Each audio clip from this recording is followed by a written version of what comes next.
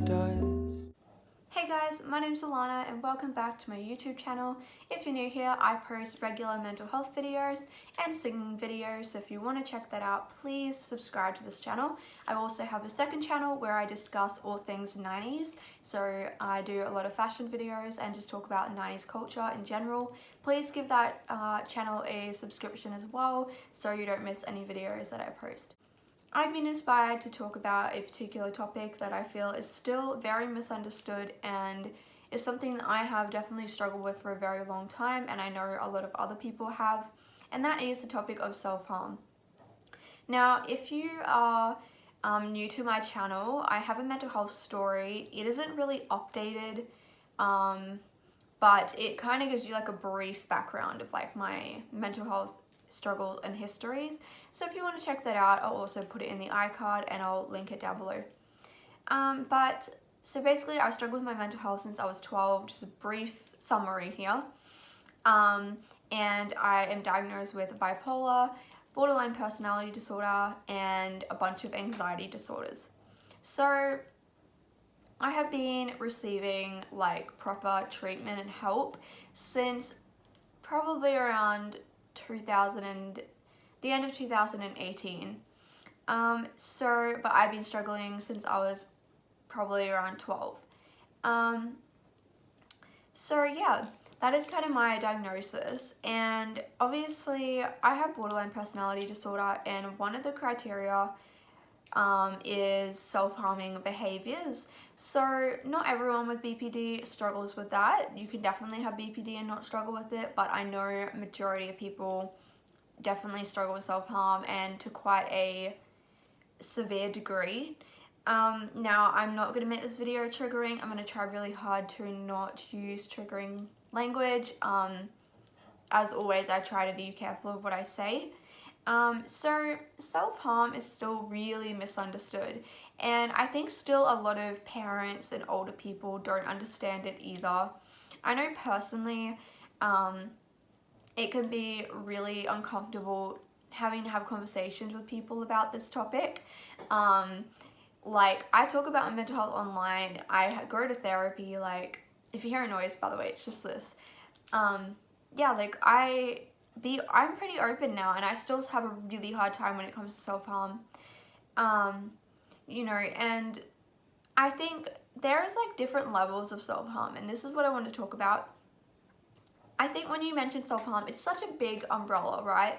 It really could be any destructive behavior. So it could be, I'm not going to go through a massive list, but it could be burning or cutting yourself. Cutting is what people generally think of, I think, just because it's the most commonly known in media, and it's probably the most commonly done. I'm not 100% sure on that, but you know, things like burning, hitting your head against walls, scratching, you know, those type of things, they're all considered self-harm. So in saying that, like, there are kind of different levels of self-harm, and what I mean by that is not everyone who self-harms is going to continue to self-harm, you know, like long term. And I think a lot of people think that like if you self-harm a couple times that you're going to keep doing it.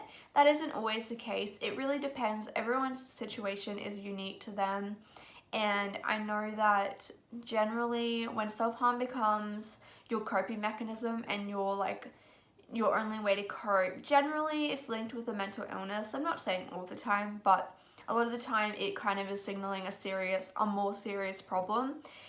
Because I know personally people who've told me that they've self-harmed before because it's come up. Obviously, I am covered in scars, so unless I'm like wearing long sleeves and long pants, it's pretty obvious. And so, yeah, I've had a lot of people tell me though that they've tried self-harm before, maybe when they were a teenager, but they never did it again, right? So that happens. It's the same with things like drugs. And alcohol. People may try it recreationally, and they're not going to become a full-blown addict, right, and need to go to rehab for it. But then there's also situations, like in my case and a lot of other people's, where the self-harm becomes a very repetitive way of coping. It becomes your only way of coping, and you rely on that for everything. And medically it can get quite bad, and just like physically and everything, where you need to go to like the doctors or emergency and stuff for things.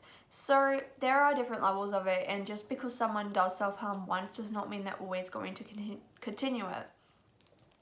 And I really think that self-harm needs to be discussed in schools, because when I was in school, no one ever spoke about any mental health issues. I think there was maybe once where we had someone come in and talk to us as an assembly, and that was it. Like, there was no support. We had no school counselor.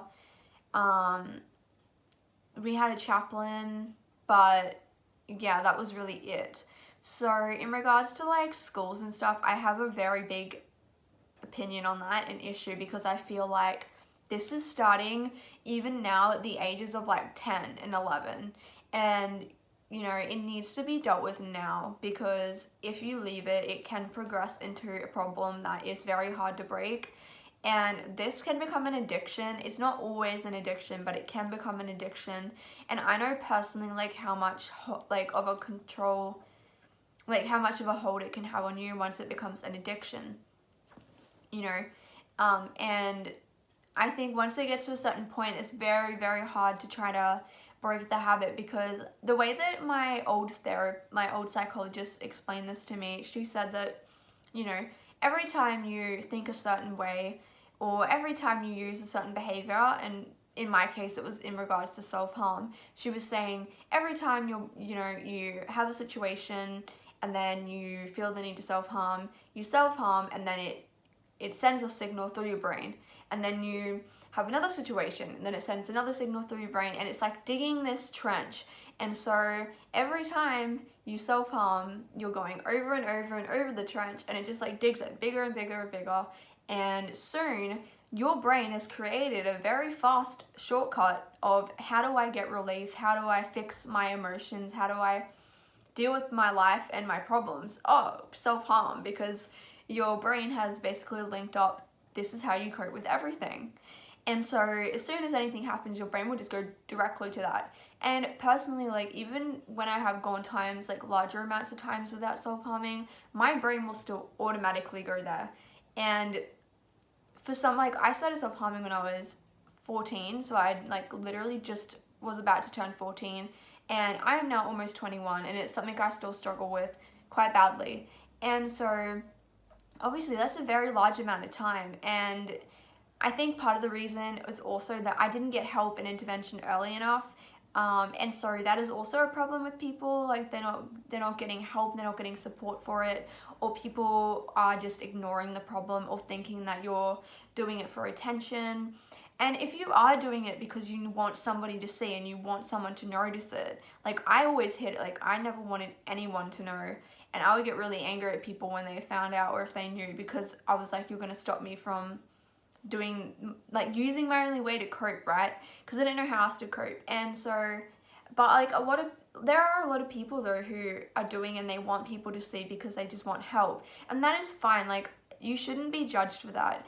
And the fact that you're like hurting yourself at all should be a red flag to everyone and to yourself, that there is something else going on, there's something wrong, you know. But I think it does come to a point where it gets really, really serious, and you know, you don't have any control of that anymore, and that's when it becomes an addiction. And you know, it is not a nice thing to have to go through, and especially when you get really addicted to it and you're in a very bad like headspace with it, you know, you may use things that aren't sanitized, you risk infection. Like, there are so many downsides to it, but it can be very hard to see the downsides when you're in it. And it's kind of like with any addiction, you only see the good parts of it, and you only see, and I know that sounds strange maybe to people who haven't dealt with an addiction, but you only see like the good parts, and it's like you're blind to all the other factors that can come in. And when people try to bring it up with you, like, I know with me in the past, and I've been in a very negative mindset, and I've been really struggling, people would try to give me help and advice on it, and I didn't want to hear it at all. I wanted to continue doing what I was doing, and I didn't want help, and I didn't want people to bug me about it. And every time people would try to, you know, give me strategies, I would refuse to listen. And so you also have to keep that in mind if you're trying to confront someone about it, which I'm going to get into later. But if you're trying to confront someone about it, just know that they might not necessarily want to talk about it yet, and they might not necessarily want help. And you really, unless you are a minor and it is an adult or a parent, you really cannot force somebody to stop doing this behavior. Like, they have to come to their own decision, like, you know, think about it for themselves. You know, but yeah, I just wanted to make this video because I suppose, like, lately I've just really noticed a lot of people making some very, like, negative comments about mental health issues, and this isn't just based off self-harm. This is, like, in a lot of areas of mental health, and I'm really just seeing the lack of support that there is available and the need there is. And if you think about it, we're still in the middle of a global pandemic. And I know that in Australia, we have been pretty lucky in the sense that we have not been locked up like all year. And where I live personally in North Queensland, we've had it really good. We only had maybe like 2 or 3 months of quarantine. It's been fine. Like, I don't even think there are any active cases of COVID here right now. We don't have to wear masks because where we live is just a very small town. The health people have been like totally on top of it. But I know that in places like in America, they've been locked down, and in other countries like the UK all year, and people are stuck at home with their mental illness, or they're stuck at home with abusive parents. Like, you have to think about this as well. People are stuck at home with abusive relatives, domestic violence situations. Like, it is not good. And I think a lot of people, especially teenagers and young people, self-harm may be their only way to cope right now, and they may be turning to self-harm or turning to drugs or turning to smoking or whatever it is to try to deal with their, you know, situation, because self-harm in itself is a coping mechanism. It's the same as any other addiction like drugs or alcohol, you know, and it does give you a physical release. It gives you an endorphin hit. It reinforces in your brain that this is the way that you are to cope with your life. And like, I know that it may seem strange to other people, but like, honestly, it can get so bad to the point where you don't even have to have a bad situation to self-harm. Like, you just self-harm because you want to self-harm. Like, it gets to that point, and unfortunately, like, it's so hard to stop it when it gets that bad. But I want to say that it doesn't matter how bad it is, it doesn't matter how, like, how little or how much you self-harm, it doesn't matter the quantity of self-harm, it doesn't matter how many times you do it, it doesn't matter how deep it is, it doesn't matter any of those things, because if you are doing it, that is it. You should be able to get help, and that your struggles are like worthy of help. And I know that myself, like, in situations I've been like, oh well, I don't need help because I'm not doing this X amount of times, or this person does it way more than me, or whatever it is, and I make excuses of why I shouldn't accept help from people, you know. And I think, like, yeah, schools especially need to be a lot better with getting onto this, because this is a problem that is getting, like, people are starting at a younger age, and if you've experienced trauma and things and you don't know how to cope and you don't have the tools to cope, you're going to turn to these things because you don't have any other way of coping. And that was basically like how I was trying to cope, because I had dealt with a lot of things, and then I just kind of got to the point where I was like, I can't do this anymore. I am sick of feeling all these things and not knowing what's wrong with me and feeling confused all the time. And so I turned to self-harm, and obviously it worked in the sense that it did something to me, because you wouldn't continue with the behavior if it wasn't doing anything for you. It is serving as a mechanism, and I don't regret every time of self-harm, because it has kept me alive. It has helped me in the sense that, like, it's helped me deal with things, and it may not be a healthy outlet, but if I didn't do it, I might not be here because I wouldn't know how else to cope, you know. And I think a lot of the times people focus too much on the actual act of self-harm, when really you need to get to the reasons of why someone's self-harming. So why are you engaging in this behavior? Why do you feel the need to do this? What are your thoughts before you do it. You know, like there are a lot of factors that have to come into play, and you really need to get like counseling and professional help if you actually want to change anything, and if you actually want to understand maybe why you're doing it. Because I remember when I was 14, people would ask me, why are you doing it? I did not know. I didn't understand what I was doing. I just knew it worked. And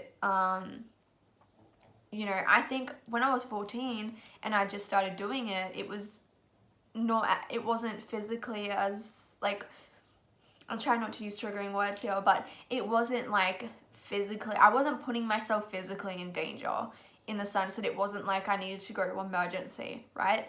And I was a lot more open to receiving help as time went on, and I kept doing the behavior, and I did it more frequent, and it became more of a ingrained thing in my life of, oh well, this is just how I cope and this is just what I do.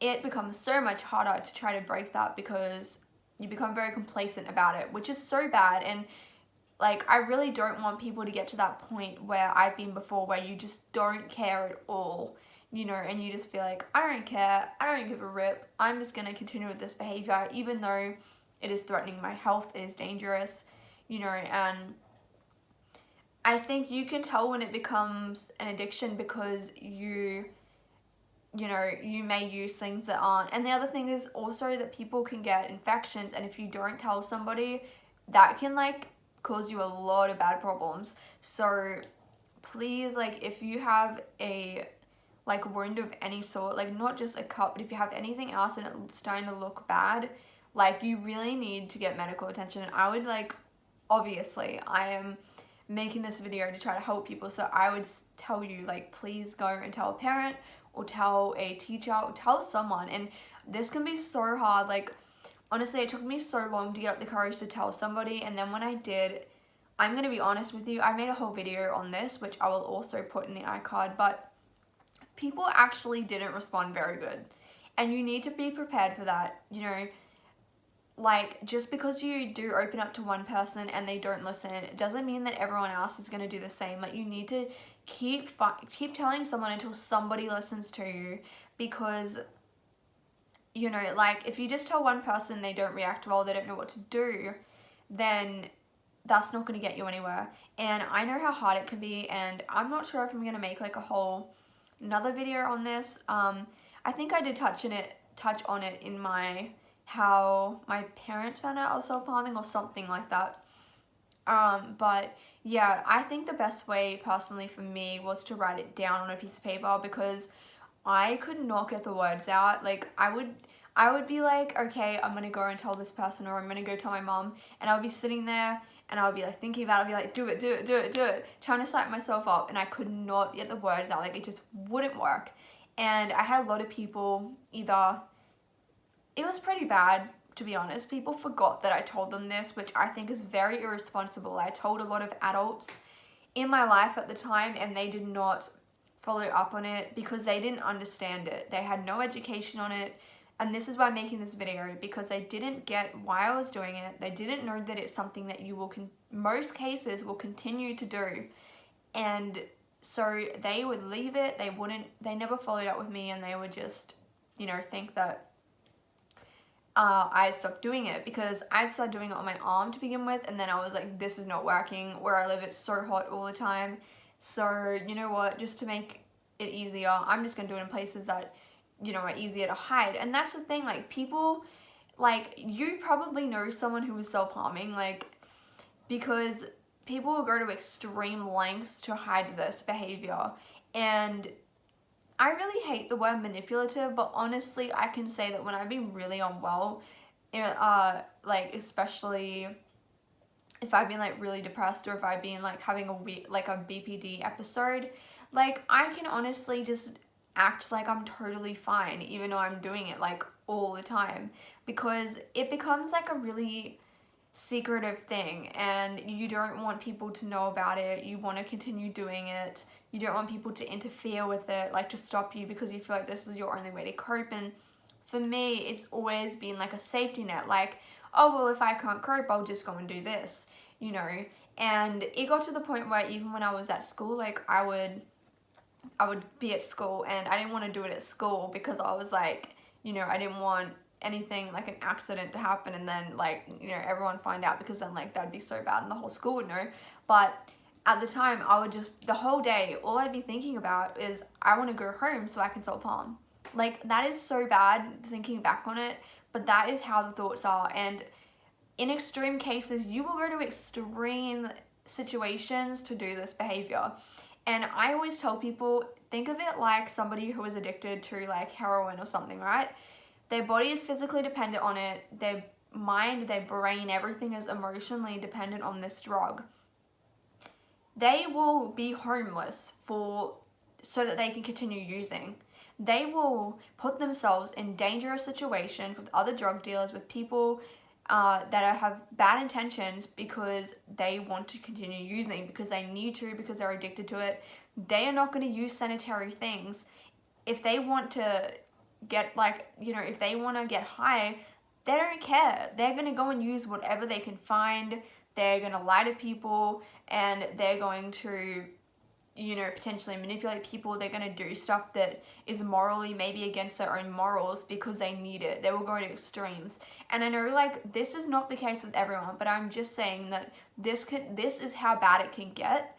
And I don't want people to get to this point, because it's not nice, and it's, you know, not a nice place to be in. And I would encourage you, if you're struggling with self-harm, this is something that I've done quite a few times. You need to make this is a DBT skill, but this is like where you make a pros and a cons, and you put all the pros and why you think the self-harm is serving you and why it's helping you, and then you need to make a long list of cons. You may need someone else to help you do this, because often like if you're in a really bad place, you're not going to even think there are any cons to it. But yeah, you need to make like a massive list of like all the pros and all the cons, and you need to look at it and you need to really ask yourself, is it worth it? And the answer is really no, it's not. You know, but like this is such a serious thing, and I know with myself, like at times I've become very complacent about it. I've just been like, oh yeah, like I self-harm, whatever, because I've been doing it for so long. It's been a part of my life. It's become normal, and it's become something that was just like ingrained in my brain. But if you make this pros and cons list, you can look at this regularly and you can remind yourself of why, you know, why this is unhealthy, and also make a list of like things that it's getting in the way of, right? So maybe you like dancing, but you had to stop dancing because you have scars all over you, or you're self-harming constantly. Maybe, you know, you really like swimming or something and you can't do it anymore. Like, I don't know. But think of something like, it will start getting in the way of the things that you like, and it will become more important than the things that you like. So make a list of all the things that you like doing that self-harm is impacting. And this is not just a behavior that only teenagers do. I think that's a massive misconception still. People think that it's only teenagers, it's only girls doing these behaviors. There are actually a lot of guys who struggle with this, but who don't talk about it because they feel like they're going to be they're embarrassed about it. They think it's only a girl problem. They think, you know, people think it's only for teenagers. It is not. There are children doing this. There are kids as young as like 9 doing this. There are people in their 40s, 50s. Like, this is not just a teenage problem, and more often than not, it is generally linked to a bigger problem that maybe you don't know what that problem is, but it is linked to something. And that's why I really encourage you to reach out for help and to go to like a counselor. And if you don't feel comfortable talking to your parents about it, because I know that some parents aren't a safe option, like that is fine, but at least go to someone else. Like, I'm sure there will be someone in your life that, you know, generally cares enough about you. And I know, like, I've been in that, you know, like situation where I'd be like, oh my gosh, no one cares, like no one will listen to me. I've tried telling this many people and no one's done anything about it. But I promise you there will be someone who does want to help you and that does want to listen.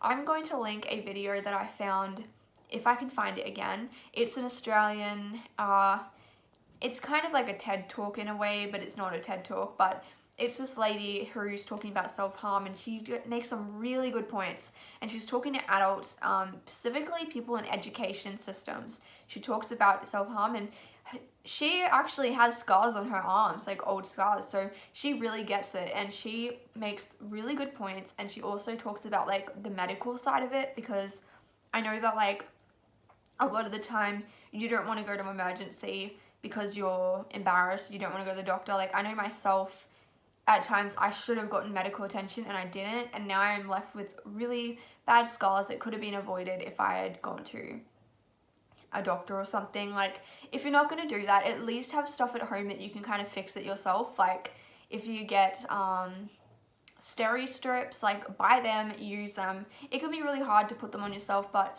I would encourage you to at least have like stuff at home that's sanitary, because I think we've all been in that situation where like you are just like desperately trying to find something to use and it is not safe at all, you know.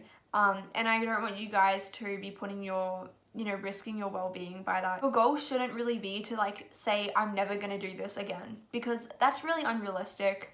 Life happens, you know. This has been a coping mechanism you may have been using for a long time. You may have mental illnesses that this is a symptom of, you know. And the way I look at it is the same as recovery. Recovery isn't really a real thing, right? You're never just gonna suddenly be completely better and never struggle with these things again, because we're human.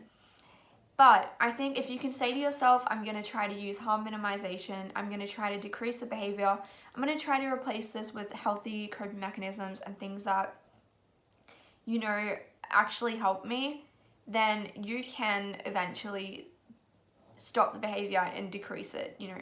So if you have any questions, please leave it down below.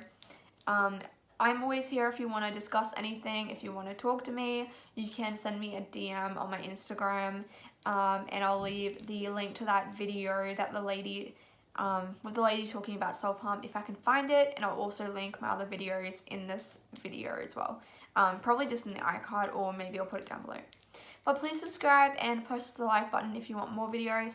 Please feel free to show this video to your parents or to a friend or to anyone who is struggling with this or who needs to have a better understanding of this. I also have a TikTok where I make videos, and I also do like myths and stuff about different mental health topics. So yeah, thank you guys so much for watching, and I'll see you in my next video.